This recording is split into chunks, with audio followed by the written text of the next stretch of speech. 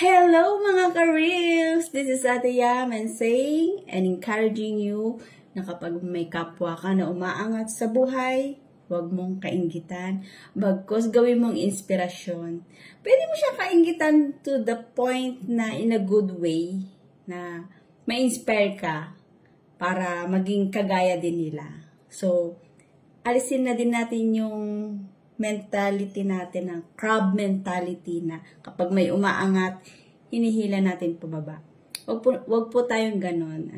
So, dapat maging inspirasyon natin sila kung bakit sila umaangat. Lalo na kung yung mga taong yon na umaangat sa buhay ay pinaghirapan, talagang may dedikasyon kung bakit sila nandoon sa point na yon, doon sa point na buhay nila na talagang successful sila. So, maging encouragement yun sa'yo para mas pagbutihin mo din sa laban mo sa buhay. So, yun lamang po and God bless you all.